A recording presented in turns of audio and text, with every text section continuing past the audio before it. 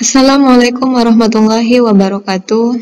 Hello students, how are you today? Come back with me with Ustazah Indah. We will learn about English. The topic for today it's about simple present tense. Jadi hari ini kita akan melanjutkan materi kita sebelumnya tentang contoh kalimat simple present tense. Sebelum kita memulai pelajaran, marilah kita mulai dengan membaca doa sekaligus kita awali dengan basmalah. Bismillahirrahmanirrahim. Nah, jadi simple present tense seperti yang Ustazah bilang, untuk subjek he, she, it, maka kata kerjanya harus ditambahin s atau is. He, she, it ini disebut juga dengan orang ketiga tunggal. He dia laki-laki, she dia perempuan, dan it untuk benda atau hewan.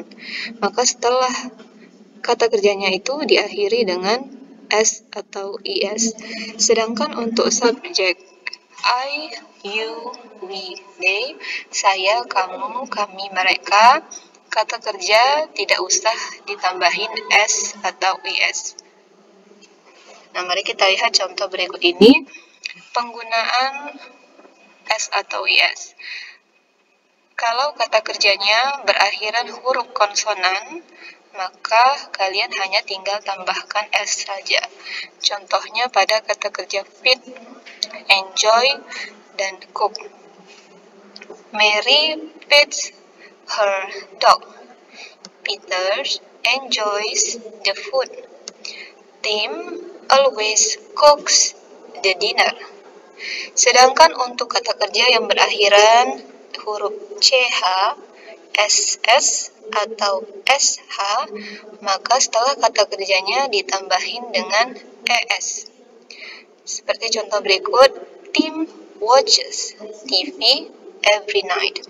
May usually dresses in pink. Bob never washes his car.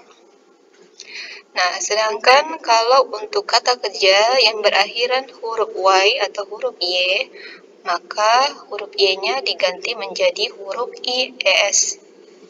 Contohnya adalah the baby cries loudly. Peter carries a heavy bag. Tina dries the dishes every night. Nah, kita lanjutkan kepada contoh kalimat. Ustazah ingatkan kembali, untuk bentuk negatif dan interrogatif, untuk kalimat negatif dan kalimat tanya, kalau subjeknya adalah he, she, it, atau orang ketiga tunggal, maka bentuknya harus ditambahin dengan auxiliary verb atau kata kerja bantu does. Sedangkan untuk subjek I, you, we, dan they, maka dibantu dengan kata kerja bantu do. Namun, does dan do hanya bisa dipakai pada kalimat negatif atau interrogatif. Nah, kita masuk ke contoh. Cindy plays the piano. Cindy ini bisa digantikan dengan orang ketiga tunggal, yaitu dia perempuan. Maka kata kerja play ditambahi s, the piano. Namun kalau dalam bentuk kalimat negatif, contohnya Ben, nah sebelum masuk ke kata kerja, haruslah kita tambahi dengan kata kerja bantu does, karena Ben merupakan subjek he, atau dia laki-laki. Dia laki-laki memakai kata kerja bantu does, diikuti dengan not, baru kita masukkan kata kerjanya atau verb one. Contoh yang pertama, I like visiting friends. Untuk subjek I tidak usah ditambahkan s, ya. Yang ditambahkan s itu hanya untuk he, she, it saja. Nah, kalau dia bentuknya negatif seperti ini, Tammy does not like visiting friends. Saya suka mengunjungi teman, tetapi Tammy tidak suka mengunjungi teman. Jadi setelah subjek Tami, yaitu she, diikuti dengan kata kerja bentuk does, lalu bentuk negatifnya not, baru diikuti kata kerja bentuk pertama. Kalau contoh kedua, ini adalah contoh kalimat tanya atau kalimat interrogatif. Do atau does kita letakkan di depan, setelah itu diikuti dengan subjek. Karena you menggunakan kata kerja bantu do. Do you baru diikuti dengan kata kerja get up early. Do you get up early? Apakah kamu bangun awal? No, berarti bentuknya negatif. No, we.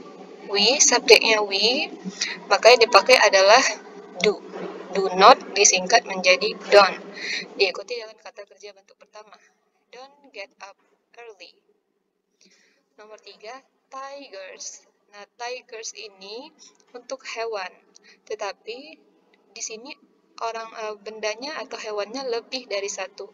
Tigers, harimau-harimau. Nah, karena dia bentuknya plural atau jamak, maka kata kerja tidak usah ditambah s.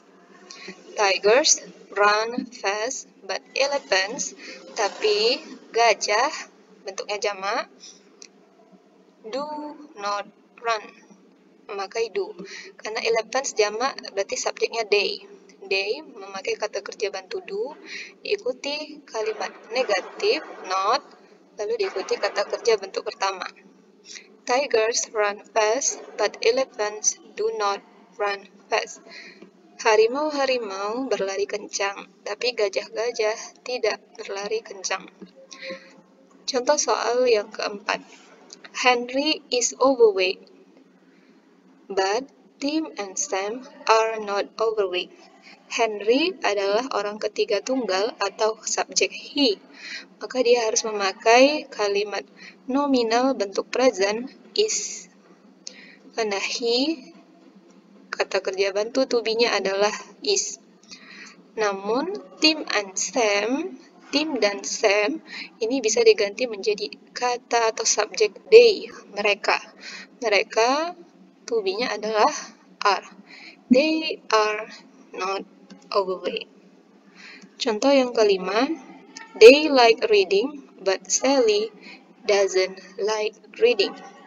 They bentuknya plural atau jamak, diikuti dengan kata kerja like tanpa s, lalu diikuti dengan objek, but Sally bentuknya negatif.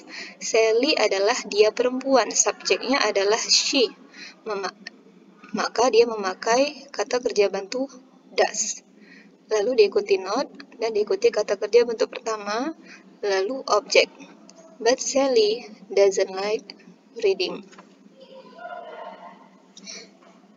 Oke. Nah, ini adalah kuis tentang simple present tense. Tugas kalian adalah mengubah kata kerja yang di dalam kurung menjadi bentuk yang sebenarnya dalam bentuk positif. Perhatikan subjek di depannya untuk menentukan apakah dia menggunakan s atau is. Setelah itu, ubahlah kalimat positif tadi menjadi kalimat negatif dan interrogatif. Ini saja sudah bikin salah satu contohnya. Misalnya nomor 2, they, mereka, karena subjeknya they, maka kata kerja tidak usah ditambah s. Maka kata kerja tetap sama, visit us often. They visit us often. Mereka mengunjungi kami sering. Nah, bentuk negatifnya adalah they don't visit us often. Mereka tidak mengunjungi kami sering. Mereka tidak sering mengunjungi kami. They menggunakan kata kerja do plus not plus kata kerja bentuk pertama. Bentuk interrogatifnya, do kita pindahkan ke depan setelah sebelum kata kerja, sebelum subjek. Do they visit us often? Jadi kalian mengerjakan sisanya nomor 1, 3, 5, 6, 7, dan 8. Okay students, that's all for today. I hope you can understand. If you have any question, please contact me as soon as possible. Thank you for your attention. Wassalamualaikum warahmatullahi wabarakatuh.